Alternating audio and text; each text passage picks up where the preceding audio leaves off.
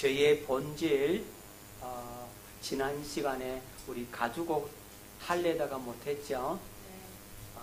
하나님의 약속이 뭐였습니까? 하나님께서 우리에게 약속하셨죠.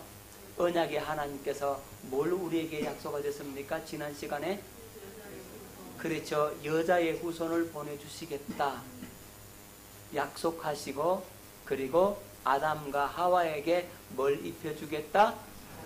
가죽옷을 입혀주시겠다.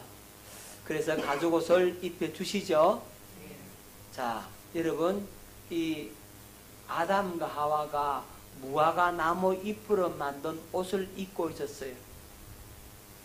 이 무화과 나무 잎을 엮어서 치마를 하였는데, 여기 한 2시간만 지나면 이 잎이 두두두둑 떨어지고 도로록 말려버리고, 또 뭐가 보인다? 자기의 수치가 보이고 자기의 죄가 보인다, 이 말입니다. 그래서 아담과 하와는 하루 종일은 뭐 하다가 시간 다 보내야 됩니까? 옷 만들다가 시간 다 보내는 겁니다. 옷을 만들어가 딱 입었다. 그럼 2시간만 지나면 또 수치가 보이잖아요. 그러면 2시간 동안 뭐 만들어야 됩니까? 무화과 나무 잎을 또 만들어야 되잖아요. 자, 무화과 나무 잎이 뭐라 그랬습니까? 율법이라 그랬죠. 그러니까 이 율법은 자기 스스로 율법을 지키려고 하면 금방은 결심하고 결단하면 조금은 가요. 그런데 작심해봐야 3일을 못 간다고. 그렇죠? 3일 지나고 나면 또 어떻게 합니까? 또 똑같이 돌아가 버린다고. 또 죄를 짓는다고. 그러면 또 뭐 해야 됩니까? 회개해야 되지요. 또 회개하라 그러잖아요. 그럼 또 회개합니다.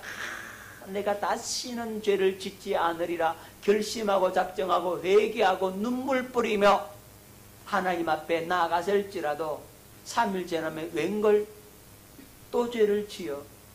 그러니까 죄를 짓고 회개하고 죄를 짓고 회개하고 그러다가 인생 끝나버린다고. 그것이 율법으로 사는 사람들의 신앙생활이란 말입니다. 끝나요, 그렇게. 자, 그래서 그렇게 살지 않도록 하기 위해서 하나님께서 아담과 하와에게 뭘 입혀준다고요? 가죽옷을 입혀주는 겁니다. 자, 아담과 하와에게 가죽옷을 입혀줘요. 자, 여러분, 하나님께서 아담과 하와에게 가죽옷을 입혀주려면 하나님께서 반드시 짐승 한 마리를 잡아야 돼. 그것이 양이든 뭐든 한 마리 잡아야 돼. 그러니까 짐승을 잡아다가 죽이고 피를 흘리고 난 다음에 뭐가 만들어집니까? 가죽옷이 만들어지죠. 반드시 짐승이 한 마리 죽어야, 또는 2마리 죽어야만이, 누군가는 희생의 피를 흘려야만이 가죽옷이 나올 수가 있는 겁니다. 자, 그리고 이 가죽옷은 아담이 해 입는 거예요? 하나님이 입혀주는 겁니까? 그렇죠. 가죽옷은 아담이 스스로 해 입은 게 아니에요. 하나님이 입혀주는 옷이었습니다. 이게 굉장히 중요한 의미가 있는 겁니다. 자, 무화과 나무 잎을 입고 있는 아담과 하와에게, 즉 율법으로 살아가고 있는 이 아담과 하와에게 하나님께서 가죽옷을 입혔다. 이 말은 뭘 보여주느냐 하면, 이 가죽옷은 의미하는 바가 있어요. 그게 뭐냐 하면 예수 그리스도로 옷 입혀주겠다는 겁니다. 자, 예수 그리스도로 우리에게 옷을 입혀주셔야 돼요. 그리스도로 말미암아 옷을 입혀주지 아니하면 우리는 수치를 가릴 수가 없고 죄를 가릴 수가 없게 되는 겁니다. 자, 그렇다면 아담과 하와가 가죽옷을 입으려면 양이 죽듯이 오늘 우리에게 그리스도로 옷 입혀 주려면 누가 죽어야 됩니까? 그렇죠. 예수님이 십자가에서 죽으셔야 된다. 예수님이 십자가에 죽지 않으면 그리스도로 옷 입혀 줄 수가 없는 겁니다. 우리는 율법으로 사는 우리가 이제는 예수 그리스도로 옷 입고 복음으로 사는 존재가 되는 겁니다. 할렐루야. 이것을 어디에서부터 가르쳐 주고 있다고? 창세기 3장째 인간이 타락하자마자 이것을 우리에게 보여주고 있는 겁니다. 가죽옷을 보여주면서 이 가죽옷이 의미하는 바가 바로 예수 그리스도로 옷 입혀주는 것이다라고 우리에게 가르쳐주고 있는 거는. 자, 예수 그리스도 옷 입혀주기 위해서 반드시 양이 죽은 것 같이 예수님이 십자가에서 죽으셔야 된다 하는 사실을 여기에서 가르쳐주고 있는 겁니다. 그래서 이 가죽옷이 바로 복음이란 말입니다. 하나님께서 처음부터 복음을 딱 감춰놓고 우리에게 보여주고 있는 겁니다. 자, 그렇다면 예수 그리스도로 옷 입는다는 말이 무슨 의미일까? 이 부분을 좀 더 살펴보도록 하겠습니다. 자, 그리스도로 옷 입으라. 그리스도로 옷 입는다는 말의 의미가 뭘까요? 갈라디아 3장 27절 말씀을 뵙겠습니다. 누구든지 그리스도와 합하기 위하여 세례를 받은 자는 그리스도로 옷 입었느니라. 그리스도와 합하기 위하여 뭐 받은 자는? 세례 받은 자. 여기서의 세례는 성령 세례를 의미합니다. 성령 세례 받은 자는 그리스도로 뭐 했다? 옷 입었다 라고 말씀하고 있죠. 로마서 13장 14절에 주님은 이렇게 말씀하십니다. 오직 주 예수 그리스도로 옷 입고 정욕을 위하여 육신의 일을 도모하지 말라. 오직 주 예수 그리스도로 뭐 입고? 옷 입고 예수 그리스도로 옷 입으라 이렇게 말씀하고 있죠. 자, 예수 그리스도로 옷 입는다는 말은 세 가지 의미가 있습니다. 첫 번째는 그리스도 안에 있다는 의미입니다. 제가 이 부분을 설명하면서 제가 하는 얘기가 있죠. 여러분 제 배꼽이 보이나요? 안 보이죠? 왜 안 보입니까? 옷 입어서 안 보이죠? 그 말은 나는 옷 안에 있다는 거죠. 내가 옷 안에 있기 때문에 여러분들은 제 배꼽을 볼 수가 없는 겁니다. 그렇죠? 어디 안에 있다? 그리스도 안에 있다 이 말이죠. 나는 옷 안에 있다고. 예수 그리스도로 옷 입으면 나는 예수 안에 있다는 의미입니다. 자, 두 번째 다시 한번 넘어오면 여러분 제 배꼽이 보이나요? 안 보이죠? 왜 안 보이죠? 아이고, 똑같은 대답을 제가 똑같이 바라겠습니까?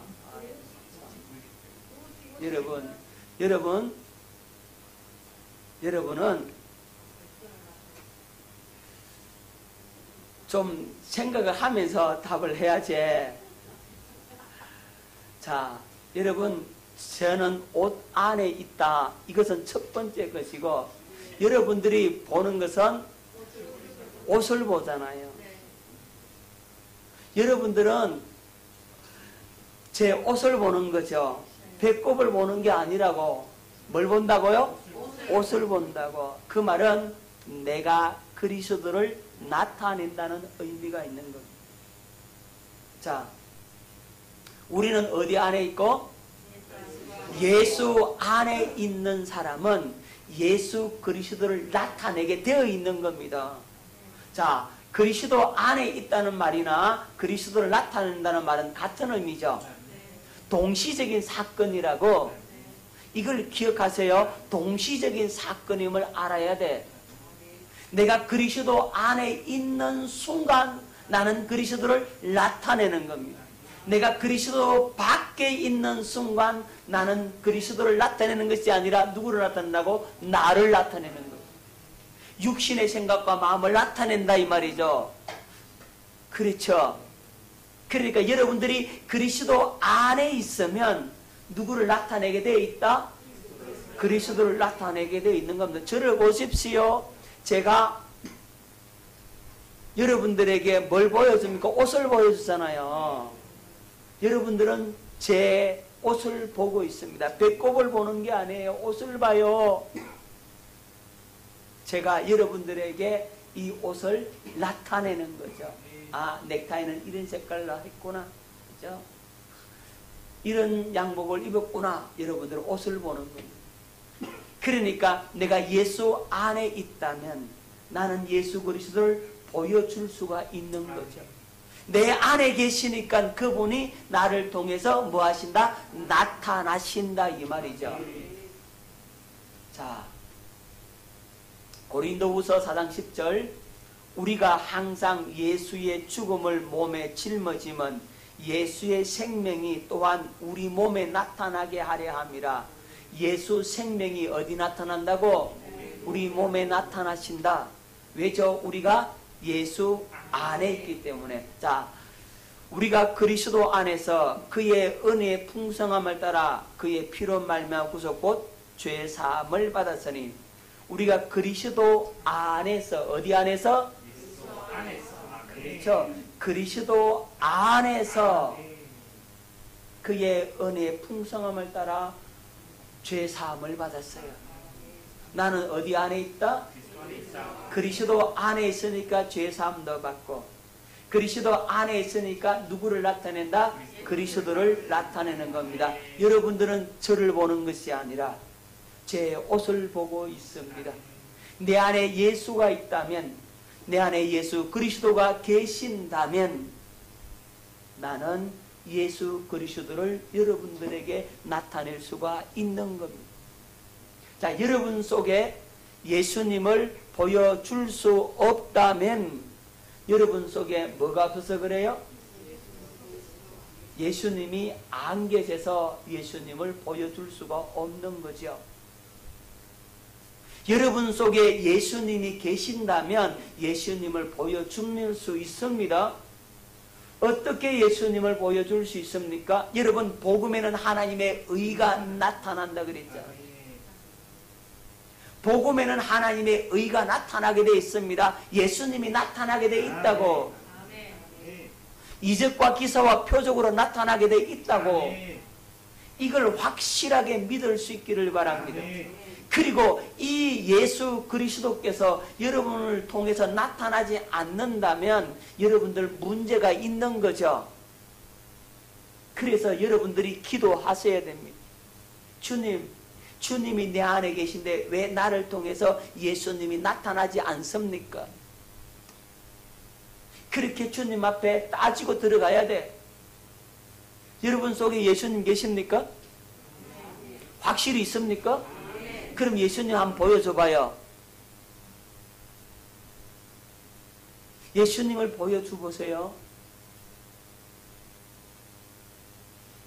여러분 예수님을 어떻게 보여주겠습니까? 여러분 성경에서 옷이 뭐라 그랬습니까? 옷은 뭐라 그랬습니까? 옷은? 그렇죠. 그리스도의 행실이라 그랬죠. 그러니까 여러분의 삶의 모습을 통해서 뭘 보여줍니까? 그렇죠. 예수님을 보여줘라 이 말입니다. 직장에 가서 누구를 보여주라고? 예수님을 보여줘야 돼요. 직장에서 예수님을 보여주는 게 아니고 네 안에 계신 예수를 안 보여주고 내 안에 있는 성질을 보여준다고. 내 안에 있는 헬기를 보여준다고.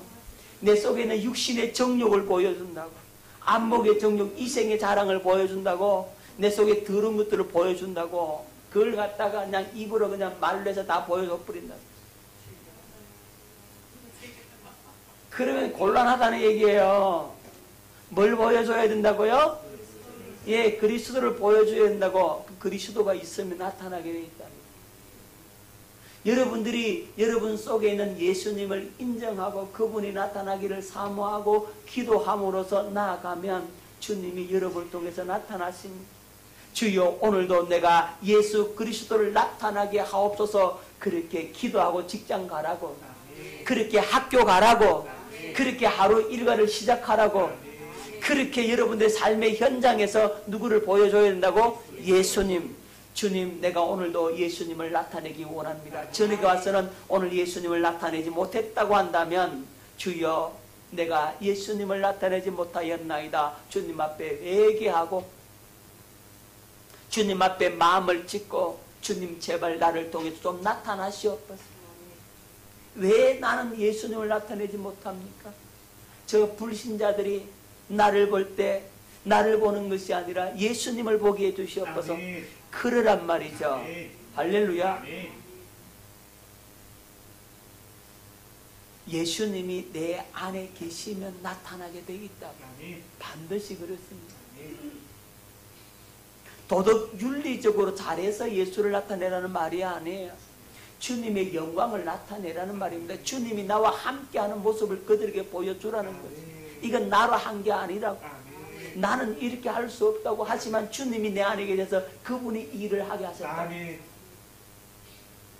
실제적으로 구체적 삶 가운데 그렇게 예수님을 나타낼 수 있기를 예수 이름으로 축원합니다.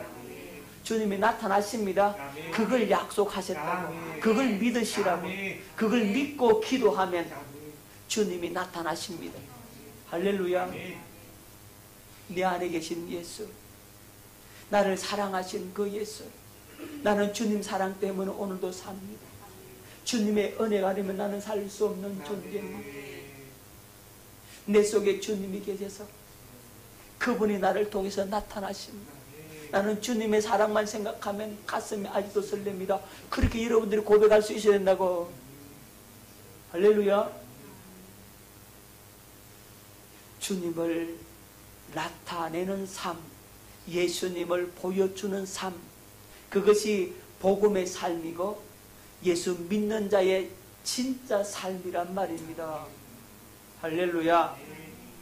세 번째, 그리스도와 뭐가 된다? 하나가 된다. 옷하고 내하고 같이 움직이죠. 옷 따로 내 따로입니까? 내가 가는 곳에 뭐도 가죠? 옷도 가죠. 그죠? 내가 손을 올리면 뭐 또 올라갑니까? 옷도 올라가죠. 나와 옷은 뭡니까? 하나라는 거죠. 할렐루야.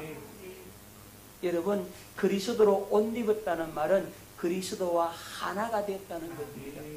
나는 예수님 안에, 예수님은 내 안에, 예수 그리스도와 연합한 거죠. 그래서 갈라디아서 3장 27절 다시 말씀 뵙겠습니다. 누구든지 그리스도와 합하기 위하여 세례를 받은 자는 그리스도로 옷 입었느니라. 그리스도와 합하기 위하여 뭘 받은 자? 세례 받은 자, 성령 세례 받은 자. 나는 죽었고 나는 없고 누구만 나타난다? 그리스도만 나타난다. 할렐루야. 이것이 바로 그리스도로 옷 입은 사람들의 모습입니다. 오늘 그리스도의 옷 입은 내 모습을 다른 사람들에게 보여줄 수 있기를 예수 이름으로 축원합니다. 여기서 한 가지 함정은 뭐냐면, 야, 오늘 말씀 들었으니까 내가 그리스도를 나타내야지. 내가 결심하고 작정하고 막 내가 나타내려고 하지 마시라고. 그럼 누가 나타나겠습니까? 내가 나타납니다. 그러면 안 되고, 주님, 나는 할 수 없으니, 나는 아무것도 아니니, 내 힘과 내 능력으로는 주님을 나타낼 수 없사오니 주님이 나를 통해서 나타나시옵소서. 나를 주님 손에 올려드립니다. 주님 나를 받아주시옵소서. 나를 주님께 내어드리고 주님 나를 통해서 마음껏 일하시옵소서. 그렇게 기도함으로 사모함으로 나아갈 수 있기를 바랍니다. 그 은혜를 구할 수 있기를 바랍니다. 주님이 내 안에 계심을 확실히 믿고 그 은혜를 구하면 그때부터 누가 일하신다고? 주님이 일하십니다. 주님이 나타나십니다. 주님의 의가 나타나기 시작하는 겁니다. 그것이 그리스도로 옷 입은 자의 모습입니다. 할렐루야. 둘씩 둘짝 찍고 내 모습 속에 예수님이 보입니까? 시작.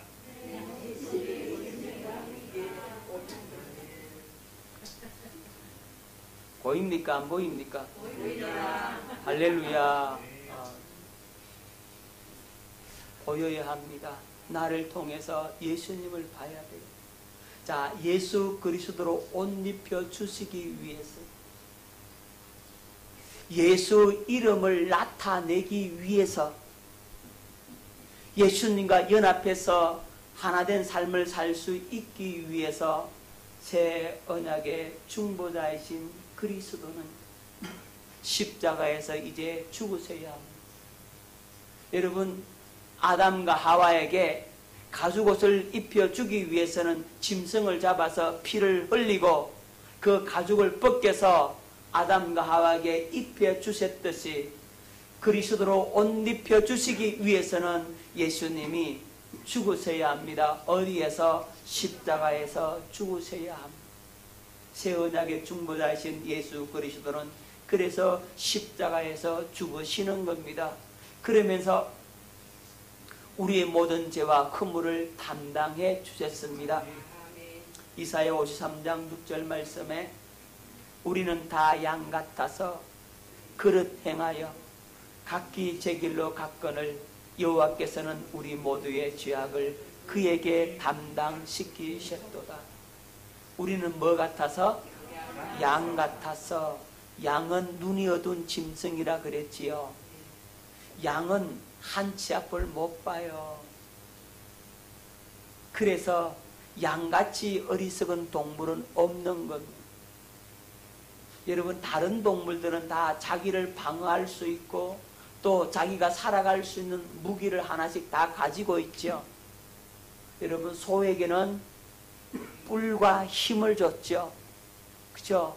그 뿔과 힘을 가지고 사자도 물리친다 이 말입니다. 여러분, 저 물소하고 사자 한 마리하고 1대1로 싸우면 누가 이깁니까? 예, 물소가 이깁니다. 사자가 못 이겨요. 그러니까 사자는 무리가 되어서 그 한 마리를 공격하니까 지는 거죠.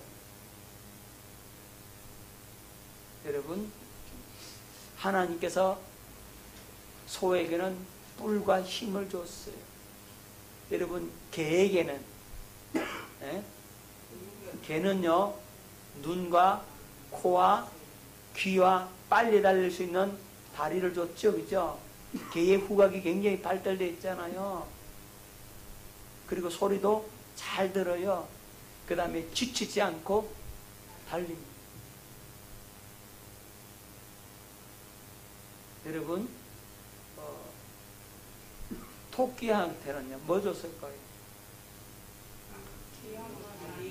예, 토끼는 귀가 굉장히 크죠. 왜 귀가 큰지 아세요? 토끼 귀가 큰 이유는 소리를 갖다가 잘 듣기 위해서 귀가 큰 거예요. 그리고 뒷다리가 굉장히 발달되어 있잖아요. 다름질을 얼마나 잘하는지 몰라요. 그래서 토끼는 그 발달된 귀와 뒷다리를 가지고 달리기 때문에 살아남을 수가 있는 거죠. 여러분, 쥐한테는요, 뭘 줬어요? 쥐는요, 아주 밝은 눈과 그 다음에 이 이빨을 줬죠. 그죠? 하나님께서 동물을 다 살펴보면 무기들 하나씩은 다 줬어. 살 수 있도록. 근데 양한테는 없어. 아이고, 목사님 뿔이 있잖아요. 뿔이 있으면 까꾸렁 해가지고 그걸로 들이받을 수 있겠습니까?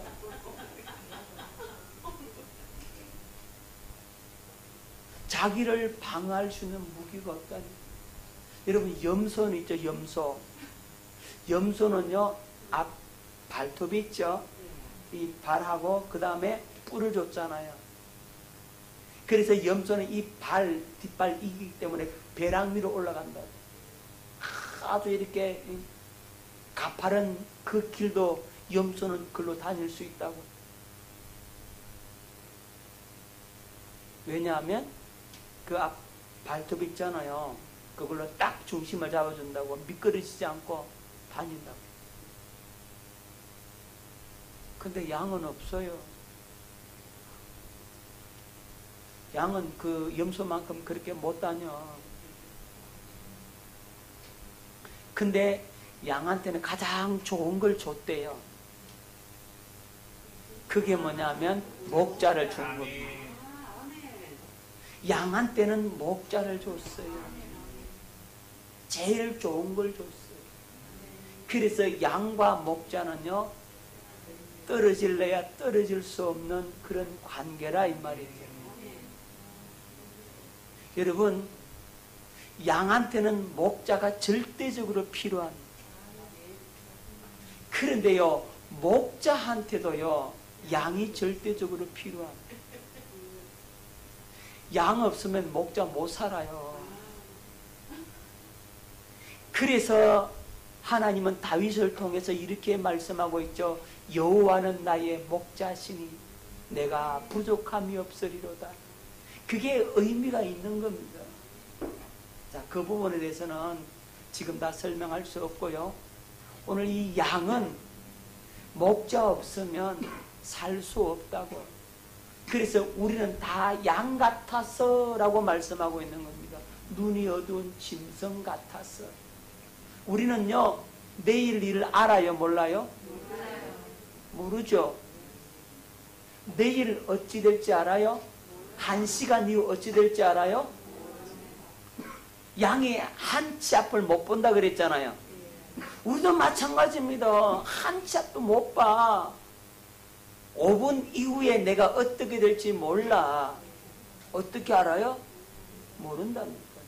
눈이 어두운 짐승이라 이 말이에요. 내가 눈이 어두운 짐승이라는 사실을 인정을 해야 돼. 내가 양 같다는 사실을 인정해야 돼. 내가 양임을 인정해야 돼요. 그럼 염소할래요? 아니요. 안 돼요. 안 돼요. 양이라 이 말이죠. 양 같아서 그릇 행하여 그릇은 잘못 행한다. 양이 참 희한한 동물인데요. 에? 앞에 서린 양이 앞에 한 마리 쭉 가면요, 다음 뒷양은 앞 양의 궁둥이만 보고 쭉 따라가는 거예요. 쭉 따라가면 이렇게 가는데, 양이요 흩어질 때는요 2마리도 같이 안 가요. 야, 니 내하고 같이 가자. 보현아, 는 내하고 같이 가자. 안 그런다 이 말이죠. 싹 흩어져 버려요. 흩어질 때는 그런다. 그래서 각기 제 길로 갔거늘 지 마음대로 살았거늘 이 말이에요. 우리는 어리석은 양 같아서 지 마음대로 살아요. 그렇죠. 자기가 주인이잖아요. 누가 주인? 네, 자기가 주인이라니까. 자기가 주니까 제 멋대로 놀아난다고, 제 멋대로 살아갈 수밖에 없죠. 그래서 잘못 행해서 지 마음대로 사는 거예요. 지 멋에 살고, 지 가치를 따라 살고, 지 좋아하는 대로 산다 이 말이죠. 그렇지만 여호와께서는, 하나님께서는 우리 모두의 죄악을, 내가 양 같아서 잘못 행한 그 모든 죄악을 예수님에게 담당시키셨도다. 할렐루야. 우리 예수님께서 우리의 모든 죄와 허물을 다 담당하셨단 말입니다. 다시 말하면 나의 모든 죄와 허물들이 누구에게 넘어갔다고요? 그렇죠. 예수님에게 다 넘어갔어요. 둘씩 둘 딱 찍고 다 넘어갔습니다. 시작. 다 넘어갔습니다. 여러분, 아주 큰 죄, 큰 죄는 안 넘어갔어요? 넘어갔습니다. 그럼 아주 작은 죄 안 넘어갔어요? 누구도 모르는 내 혼자만이 숨겨놓은 그 은밀한 그 죄 넘어갔어요? 안 넘어갔어요? 넘어갔습니다. 다 넘어갔습니다. 50%만 넘어갔어요? 네. 99% 넘어갔어요? 100% 다 넘어갔습니다. 그래서 예수님께서 십자가에 못 박혀 피 흘려 죽으심으로 예수님께서 영원한 속죄를 이루어 놓으셨어요. 과거의 그 죄, 현재에 짓고 있는 그 죄, 미래에 지을 죄까지도 어떤 차원에서? 영혼의 차원에서 용서를 해놨습니다. 할렐루야. 어떤 차원? 그렇죠. 영혼의 차원에서 용서를 해놨다고. 자, 여러분, 영원한 속죄에서 영혼이 어떤 세계라 그랬습니까? 영혼이 어떤 차원이라 그랬습니까? 여러분, 지금 우리가 보는 이 세계는 시간과 공간의 제약을 받잖아요. 시간과 공간 속에 사는 3차원의 세계라고. 그런데 영혼의 차원은 한 차원이 달라. 영혼의 차원에 떡 들어가면 우리의 과거와 우리의 현재와 우리의 미래가 한꺼번에 보인다고. 지금 내가 어떻게 되어 있을 것인가는 하나님 다 보고 있다고. 하나님께서 다 보고 계신다고. 하나님께서요, 우리의 미래에 어떻게 이루어질 것인가를 하나님은 다 알고 계시는 겁니다. 왜냐하면 영원의 차원에서 보시기 때문에 그래요.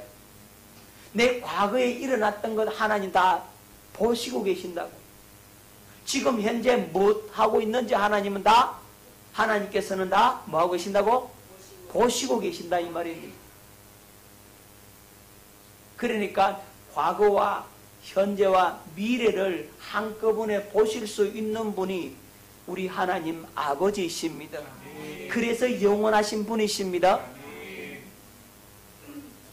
그러니까 그 영원의 차원에서 속죄를 이루어 놓으셨으니까 우리의 과거와 현재와 앞으로 지을 그 미래의 죄까지도 다 용서받은 겁니다.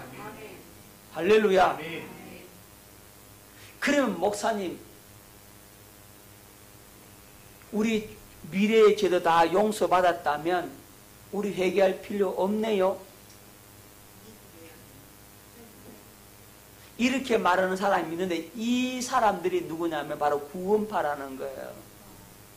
구원파들은 한 번 회개했으면 끝난 거다. 더 이상 회개할 필요가 없다. 왜? 영원한 속죄를 이루어 놓았으니까, 미래의 죄까지도 다 용서받았으니까 회개할 필요가 없다라고 얘기하잖아요. 그래서 그들은 구원파가 된 겁니다. 죄 사함이 곧 구원이라고 하기 때문에 그런 문제가 생긴다 이 말입니다. 우리는 죄 사함이 곧 구원이 아니라고.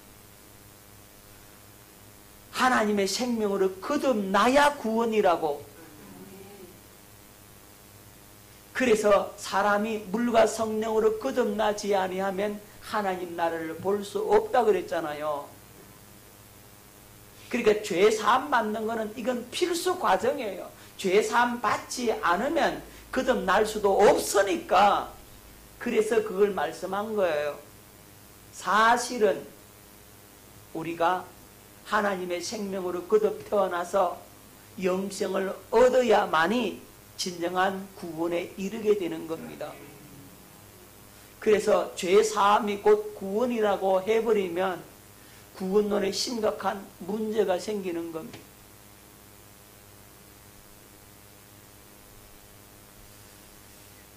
자, 하지만 예수님께서 십자가에서 뭘 이루어 놓으셨다고요?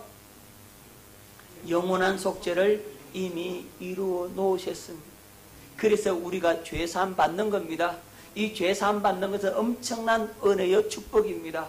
죄사함 받아야지만이 그 다음 단계로 거듭날 수 있으니까.